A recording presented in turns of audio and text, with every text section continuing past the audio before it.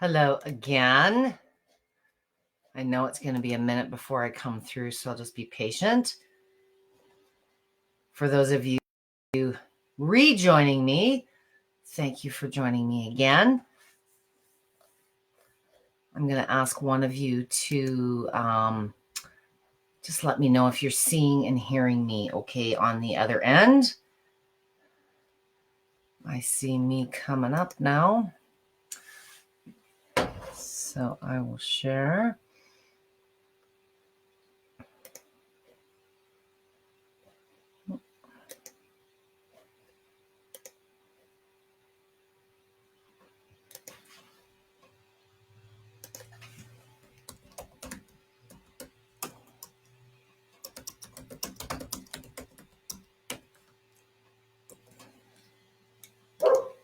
Perfect.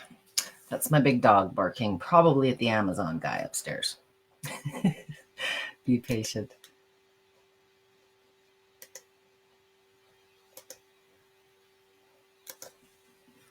Okay, I see some of you starting to come through now. Welcome back. Okay. A few of you still coming through. Hey, Beth, you can see and hear me. Awesome. So we are now moving on to session 2. So session 2 is, I'm starting to stand. There's no reason I can't stand. Maybe I'm a little scared. Maybe I suffer from fatigue. Maybe the stability or the balance isn't there. Maybe you have vertigo episodes. So there's lots of different reasons that, for those of you that are gym goers, just standing, is it really an exercise? If you're dealing with deficiencies, gait problems, there's all kinds of reasons that standing for long periods isn't something everyone can do. So the session 2 is now going to be a progression from our seated to some weight bearing. And why would we want to progress to weight bearing? The biggest reason that you eventually at some point want to progress to standing on the plate, you're always going to get benefit using seated, but you're going to get more benefit in the strength and the bone density department. The more your body has to bear your mass, and in this case it's total mass, the more it's going to have to react in making the bones and the muscles strong enough for what you're asking it to do. So we're not going to do too many crazy fitness things. That'll be for the next advanced session here in about an hour, but I do want to get you standing. And the first progression we're going to start with is making sure, first of all, you still have your stool in place. The first exercise, we're going to do a transition from sitting to standing. We're going to have a balance check. And I see a few more just pinging in here. So I just want to make sure, if you are joining me live, I invite you to please make a comment. I will be fielding some questions related to this topic, which is standing or beginning to stand with a little bit more. And if you're dealing with, you're in a rehab situation or you struggle progressing from seated exercises, today's probably a good session for you to experiment with. And I invite you to ask me questions. So after I go through my 4 moves for this next segment, I do invite you, if you have questions, we'll have some time at the end to do so. So I'm going to go over to my machine. I have bare feet, which is my personal preference. Many of you ask, well, should I wear shoes? Shoes have their place.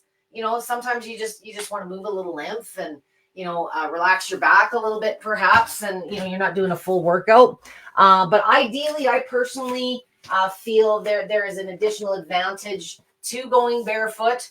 We were not born with shoes. And sometimes shoes can, dampen some of the effort required by the muscles and ankles in your feet.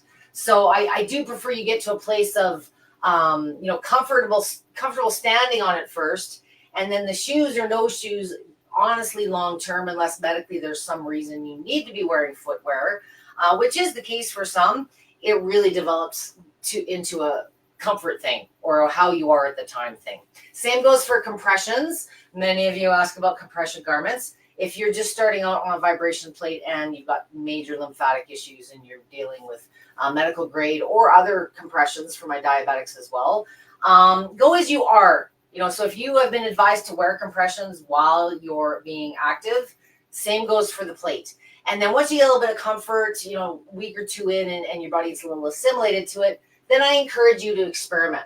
The downside of compressions compared to shoes is there's such a pain in the ASS to get on and off. They're a pain in the butt. So, I don't expect you to take them off for a minute or two shake. So compressions as well, I think you will find long-term you end up doing a as you are at the time thing versus taking the compressions on and off for a few minutes on the plate. So the first exercise we are going to work with, and for my therapists and medical minds in the crowd, it's called the sit to stand. So if you do have poor lymphatics, you may want to do a little bit more of just a seated warm up, do some manual, lymphatic pathway prep.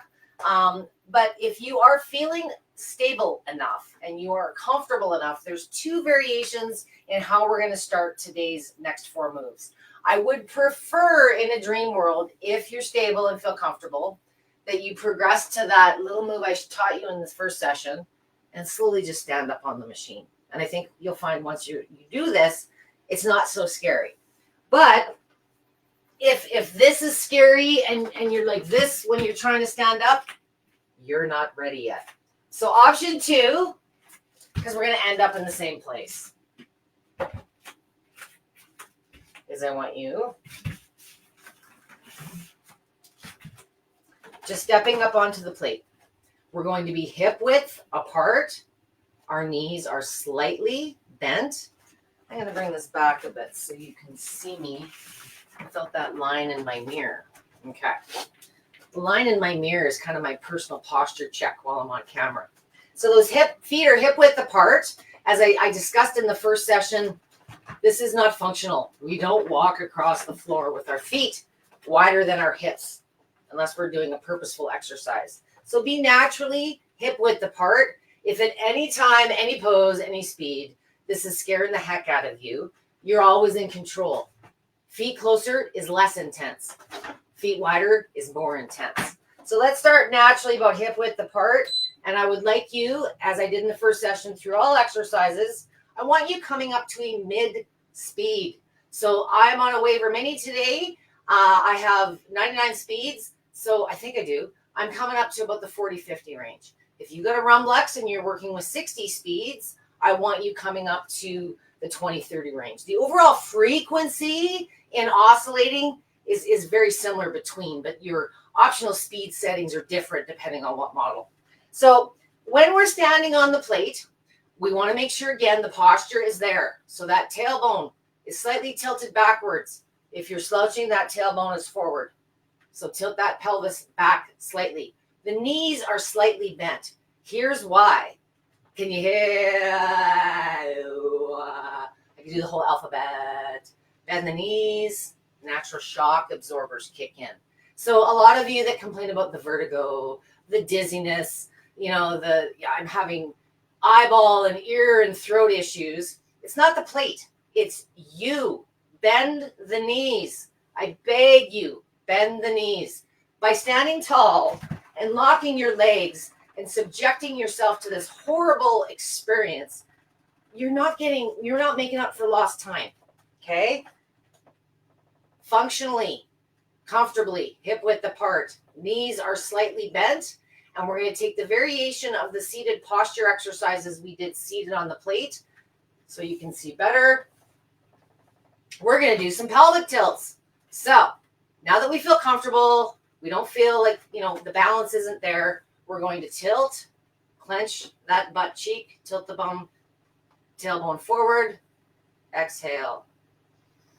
Inhale, tailbone is now tilted backward.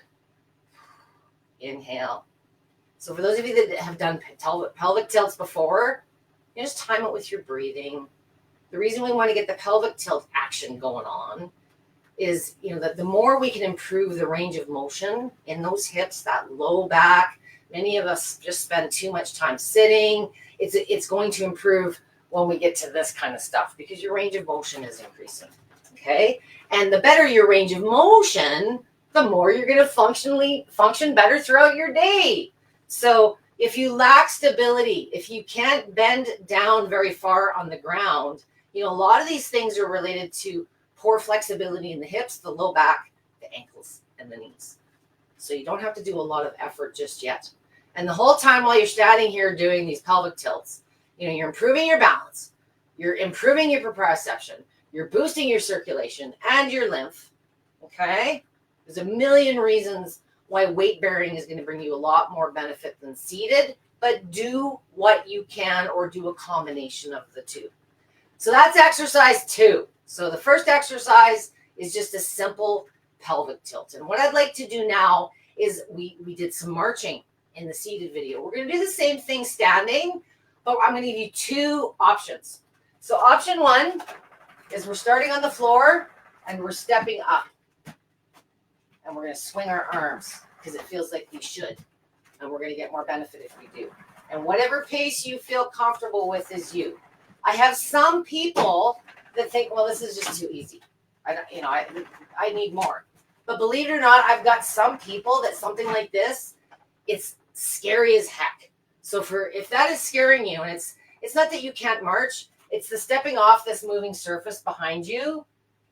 For some, that's a big deal. So for those of you that are fearful, the stability's not quite there, the balance isn't there yet, instead of stepping on and off the plate, the reduced variation is we're going to do in place marching, but we're only going to be lifting the heels. We're not going to lift up the toe, if that makes sense. I want to make sure you can see this in the mirror. So we're just coming up on our toes. Makes sense? Okay. Any of the exercises, just like our first set, the seated, can be 2 reps of 30 seconds or do a minute. If you're dealing with fatigue, pain, anything like that, I recommend shorter sessions and shorter durations or dosage per exercise, and maybe do a repeat of all the exercises or 2 reps versus 1 long duration. So 30 seconds to a minute on this. Okay, if you're feeling comfortable, maybe we're slightly marching and lifting that foot, but make sure that you feel stable. The next exercise we're going to move into is a bit of a squat. Let's get some calories going. Let's get some strength and stability going. So one of those functional things we do all day long, but we don't think of it, is a squat, whether you're getting up out of your chair, getting down in your chair, picking something up. But I want it to be, for this session, we're not going to move around. Many of you are dealing with inflammation, arthritic joints. You just lack poor technique. This is new stuff to you. So a squat is going to be dictated by your range of motion to a degree. And I don't want you moving up and down. So we're not doing, 100 miles an hour where the technique and you're wobbling all over the place. Keep those feet hip width apart. Keep our posture in mind. That tailbone is tilting slightly backwards. Got an arch in the low back. Those shoulders are back, chest is out, and we're going to come inhale, hold, 2, 3, exhale. When we stand up, we're pushing up through the heels, back down, hold, 2, 3, push back up. So very slow, purposeful movements versus fast and number of them. If you don't like the moving up and down and you really want to be done quick, bend to your range of motion. It's almost like you're getting ready to sit in a chair that's not there, and just hold. Put your hands on your thighs and you're going to feel the level of engagement, those muscles working harder to keep you not only in this position, but upright and stable, more muscle fibers being recruited. And you'll be tired quicker. So if we can reduce time to fatigue, you know what? It's not going to be as hard on them bad joints. So for those of you that, maybe are finding yourself stuck in a place where you can't progress or you can't do some of the exercises you think you're supposed to be doing, a lot of it is the time it takes for those muscles to get to a level of fatigue. The joints or the deficiencies are kicking in first. So static movement on a vibration plate, not moving at all, is a great way. Maybe it's like HIIT training to a degree where we're pushing those muscles to fatigue faster and we're alleviating more time and movement on those joints, especially for those of you that have concerns there. So the last one is going to be a variation of this. So we're going to get back down into that squat, but we're going to turn it into a pelvic tilt on the way up. And I want to add a few arm strengths. Think of this as our final push. So we're going to come down into that squat. And when we come up, I want the arms going up above the head, and I want the pelvis being tilted forward. So we're going to look like this and back down. Like we're making a big circle with our arms. Up, tilting that bum forward, and back down. Make sense? Up, and back down. Now we've just been doing squats, so don't expect to have the durations that you did in the last rep if you were pushing yourself a little bit. Okay? There's a bazillion variations you can add on this. Okay? But the more you can incorporate into what you're doing on the plate, the more benefit you're going to get. I just want you to understand some of the basic principles, and it doesn't always have to be this big, elaborate, exotic workout with a whole bunch of moves. Think about what you're doing throughout the course of your day. Are you lifting boxes? Are you turning? Are you reaching? There's a lot of things that we do repetitively throughout the course of the day. And, it seems crazy that, we need to do more and target those muscles through an exercise. For some of you, this may be relief and help get rid of the tension. But for many more of you, I hope, today's series, and we will get to advanced here at the top of the hour, empower you to just improve your day-to-day. And if your day-to-day function is improving overall, some of the fitness and the weight loss and the bone density and some of these bigger goals that many of you have, you're laying a good foundation to progress towards those longer-term benefits and goals. So if you're not functioning properly, short term, I think the bigger goal is to improve function before you get into a big structured routine, if you will. So I hope you enjoyed those little, they're not much more challenging, but the biggest difference between the seated and the standing is the additional benefit of your own mass, those body weight exercises, if for those of you that talk that terminology. But by bearing your mass, the bones and the muscles are going to be more engaged because they have to sustain and stay strong to support the activity. And the advantage a vibration plate brings to these functional exercises is that additional lymph circulation, capacity to boost recovery, essentially, while you're doing a lot of these things. They save time, and they do, to a degree, reduce the effort. So for those of you looking at working on improving your function, maybe you're working on programs at home with your therapist, things you're supposed to be doing. If you have other functional exercises that you're supposed to be doing, a vibration plate is a great way to get some of those benefits accomplished in less time. So let me take a look and see who's here today with questions. So I've got Beth. I've got Vicky here again. Thanks, Vicky, for being here. And Beth.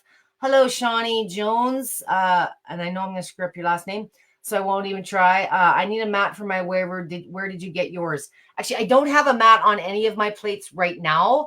If I do use a mat, some of the larger models have a mat included with them. Do I have one here I can show you? I've got all my mats in behind there. But all I use if I need to cut a mat, and most of the mats that come with Lifepro's machines are just a nice thick yoga mat, a 10 to 14 millimeter in the US, about 1/2 to 3/4 of an inch. And what I do to make the mat like perfectly fit my machine is I actually take the plate, I put the yoga mat down, and I flip the plate over on the mat, and I leave it there for the night. And then in the morning, I pick up the plate, and it's left a perfect impression, and you just cut it with scissors. So that's what I've done with all of my models. And depending on the model that you're using and whether you like to use your remote or what, you may want to cut just a little square out for the buttons. So, every model has a slightly different size, surface. Typically speaking, the mats that are included with the machine are anywhere from 24 to 30 inches. and they're a generic size. I'm a little bit more aesthetically ADD, I think, or something. I like mine to fit the machine perfectly, and that's how I do that. You can also go to like a dollar store of some type, some anti-fatigue kitchen mats, maybe a small carpet. If you don't have anything and you're putting certain body parts on the plate and things like the elbows or the heels, if you do have sensitivities and you want to add a little cushion, even a towel folded up a couple of times just to give you a little cushion, depending on the surface of your plate. Just some ideas for you there. So who's got questions? Are you all just such good students? Deb says, is there more benefit to being gained from the higher level plates with higher frequency than the waiver? They don't have higher frequency. Some of them do have slightly. So in the home market and in the Lifepro lineup, there's different movement types, and each movement type has its own performance characteristics. My bare minimum and all of my coaching sessions are in oscillating. If you only had to choose one, I do recommend oscillating for a number of reasons. And in the long run, more people do prefer it as far as a feeling. So I'm just telling you that in advance. It's pretty rare that you'll see just pulsation, and I've never even seen just a lateral machine. They're more of a feature or an add-on. So when you get into the Rumblex models where you've got the oscillation and the vertical pulsation and the lateral, the only reason there's this perception that they have higher frequencies, pulsation has higher frequency, but that doesn't mean better. It's moving faster. Vertical plates, let me use my little Lifepro manual.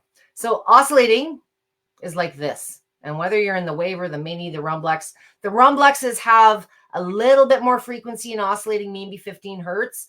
The waiver, any of the smaller plates on average are 12 to 13, significantly not much of a difference. But vertical plates have a much higher frequency range. They start at about 30 and on average go upwards to 50. So they move much faster, but the amount they move, the amplitude is minuscule. So you're moving fractions of a millimeter. Whereas on oscillating, you're standing wide, like you could be moving 7-8 millimeters. So it's a combination of the two numbers. And many companies out there would like you to believe that more frequency, you got to have this frequency for bone density, or you got to have this frequency for lymph. It's all BS. It's marketing. Unfortunately, vertical plates have very limited range. So they kind of got to pick a few things and market the heck out of them to gain the attention. And there's a lot of you that think you need a certain frequency to achieve bone density. No, you need to do weight bearing consistent use to get bone density. Whether you use oscillating or vertical or lateral or a combo of them to do that is really your choice. The nice side about the Rumblex is, from a fitness standpoint, if you do plan on doing more like traditional workout and you want, you're going to incorporate some weights, I do recommend the Rumblexes more because of the type of exercises you're doing. They've got higher weight capacities. And if you're a more regular user, it's nice to have the variety of those combination speeds and movements to mix it up. But many of you are just looking for something light that you can move around the house. So you're never going to get a little itty bitty machine that does what a Rumblex does. So this is sometimes the reason people have a couple different plates as well. I hope that made sense, Deb, on, not more benefit to be gained from the higher plate. They're not actually higher levels. They just have more features, if that makes sense, than the basic Rumblex or the mini. So I've got a couple of videos I've done on plate movement types that describes that a little bit more definitively. And I'll drop that in the feedback once I get through our lives. I'll drop that in the comments so you can take a little bit closer look.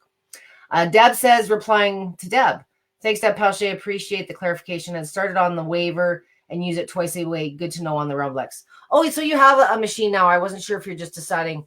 The waiver and the mini are, I think they're still up there as far as top plates. And it depends on the type of person you are. If I'm talking to my like workout crowd and my gym people, yeah, most of them, the Relaxa Vibe, they love the Relaxa Vibe is like sexy and it's like the biggest surface, but it's also a little bit more expensive and you need to have a bit more real estate to house it.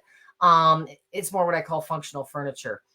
The Rumblex Max is a model that doesn't get enough cred.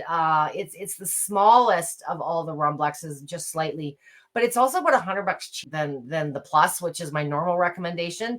It's a newer model, but it's absolutely one I recommend if you're looking at considering a Rumblex.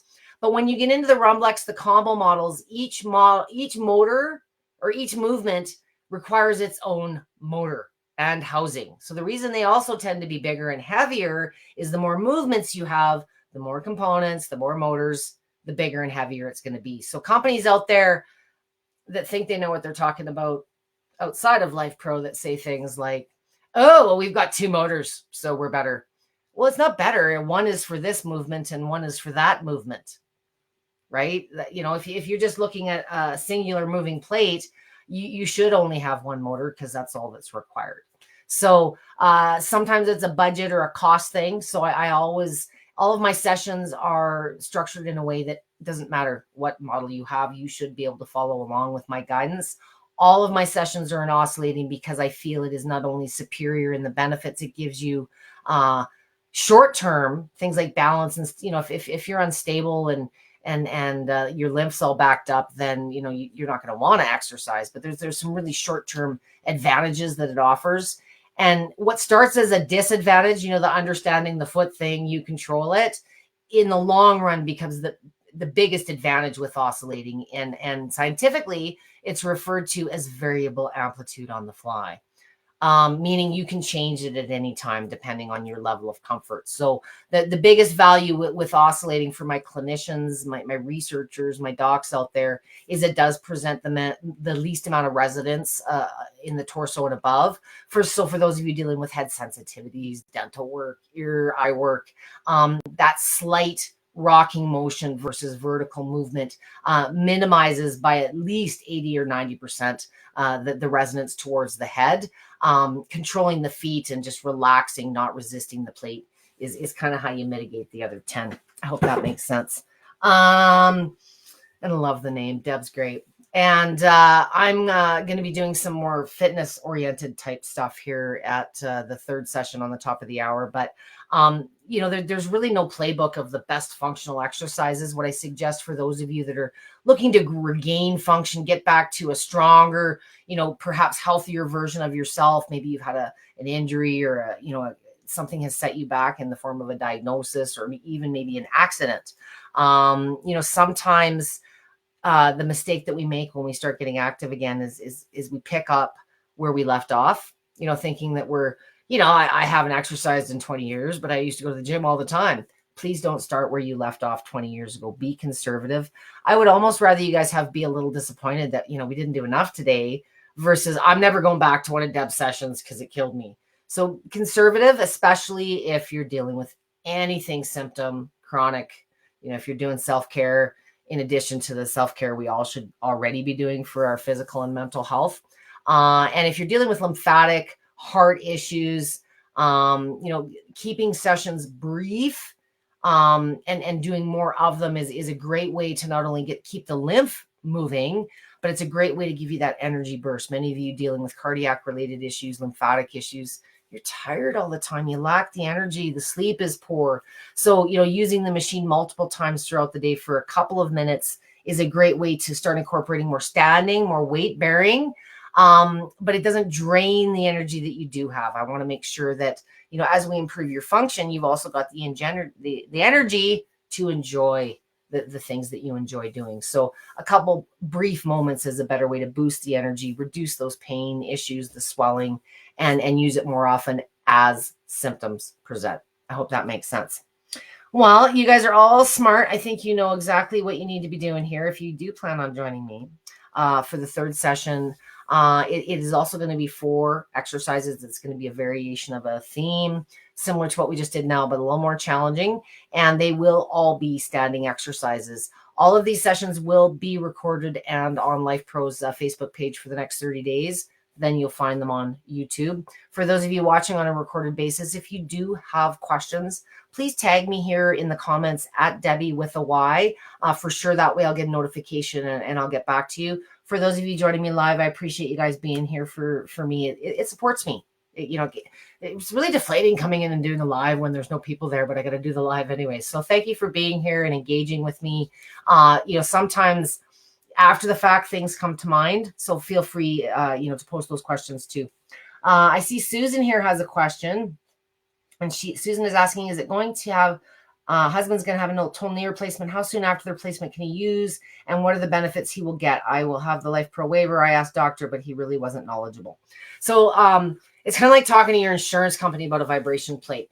Most of them haven't heard of it. But if you say, should I be active after my knee replacement? Your doctor is going to go, oh yeah, like you got to do something right away. So again, don't think of it as a vibration plate. Think of it as a kinder way just to get moving. So when you're dealing with a total knee replacement, how soon, if I had to give you the strictly by the book answer, you got to wait 6 months. That being said, I have people using the plate the same day as the knee replacement. It's how you use the knee. So what I can tell you, personal experience, and then we'll relate this back to the doctor, with any kind of surgery, knee replacement, whatever it may be, you've got one area of your body that's been worked on, but the other side of the body now has to pick up all the slack and do all the work. So if there's any way, depending on his mobility now, standing on one leg, sitting in a stool and just exposing the good leg, the one that's doing all the work from a relief perspective, helping keep the strength going with that, depending on how recovery goes. So with knee replacements, especially, total, there's a difference between total and partial. Hip, there's studies out there. If you Google internet asking if you can use a vibration plate total knee replacement, there's going to be a lot of no's because people don't experiment with those things. I find out about these things after you've been using it for 6 months. And oh, did I tell you that I had a total knee replacement last year? Oh no, good for you. I've never had an issue. But I do want you adhering to your doctor's recovery guidelines. That's the unique thing about you. So I don't know anything about your hubby physically and where he's starting in this process, but your doc will give you terminology like weight bearing. I don't want you doing weight bearing for at least yada, yada. Or, so what I did to this last session was weight bearing. The first one wasn't. But if, keep that part of the body out of the equation, there's a lot of things that he can do.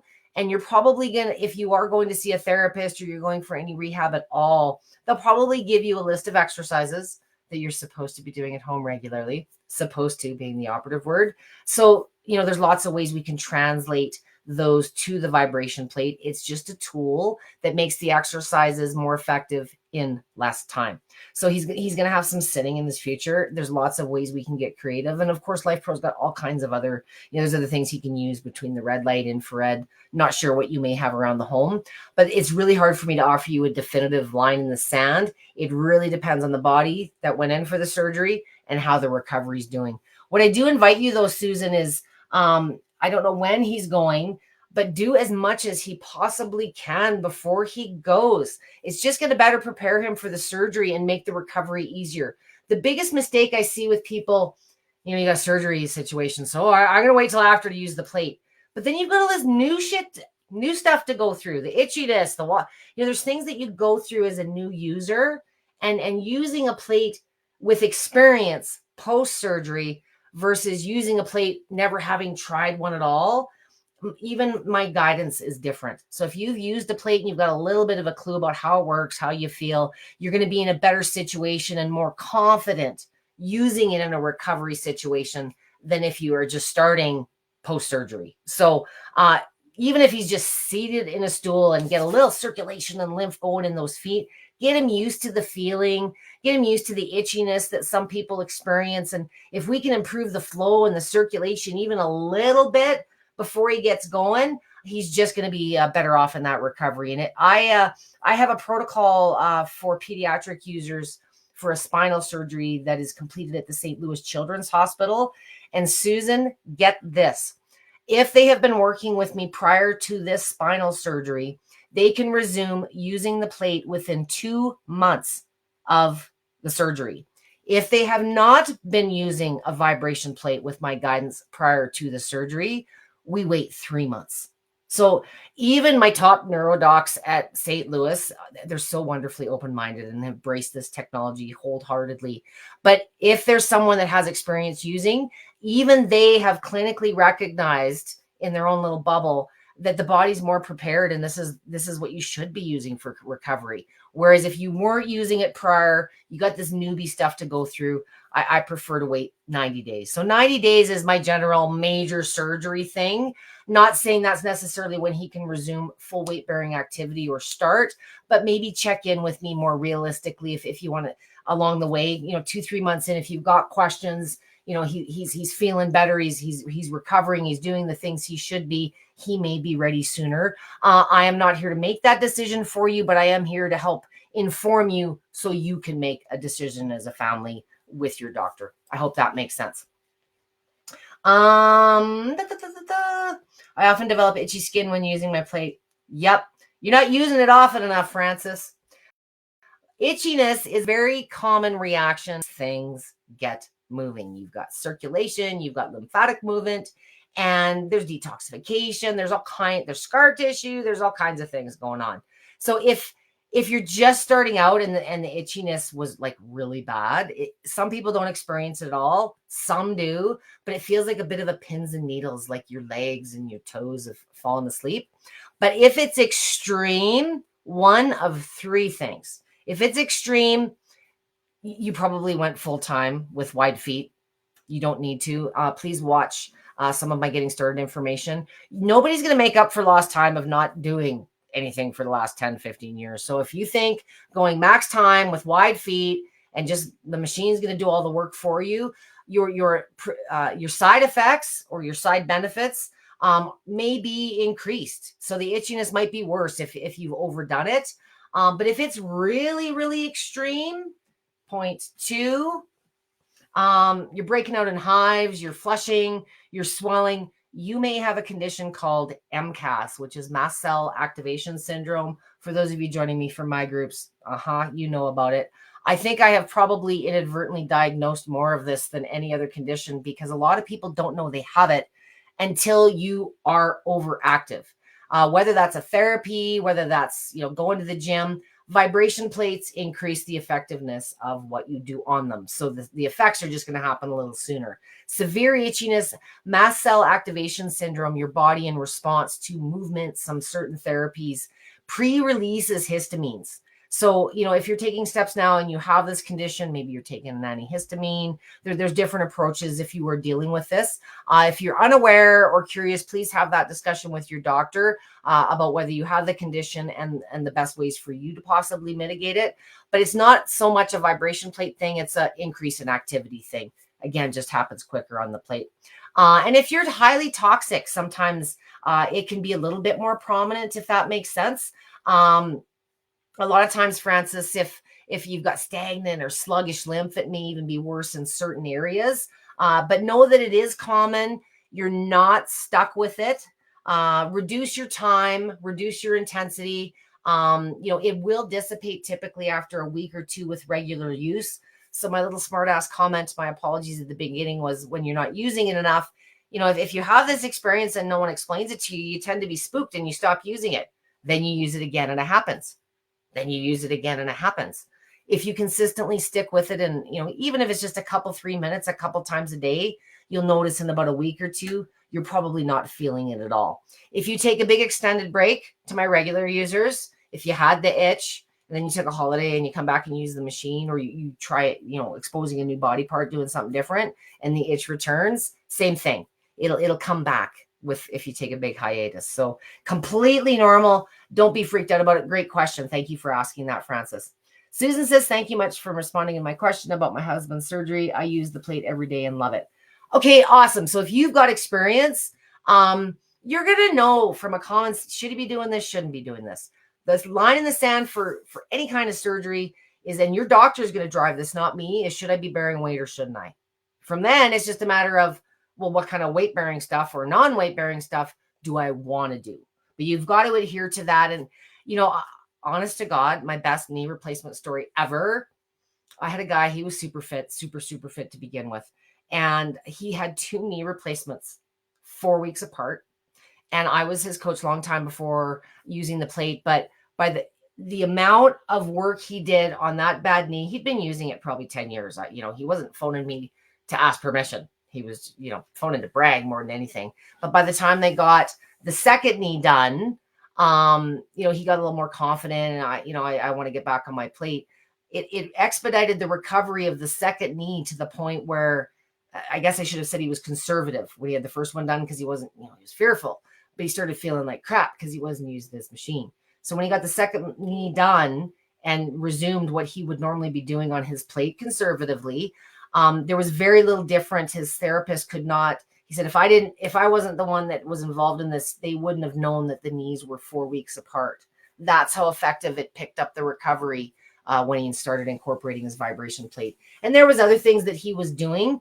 Sometimes with hubbies, I find their preferences are different than us ladies, our comfort, types of positions we do. So if he has any specific guy related questions, he can sit on it, but he's probably going to be itchy down there. It's not harmful, but an increase in circulation. There's ways you can get creative if his range of motion allows. Maybe you've got something you can hang on to, some back of a chair. There's other positions we can present until he's able to bear weight and start functioning again with that need. So start thinking curiosity and being creative on that, Beth.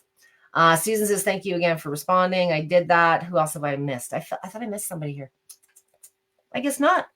Ooh, you guys were such good students. Well, we've got 15 minutes until the final, a little bit more advanced session. So I'm going to go have a quick little coffee and a pee break.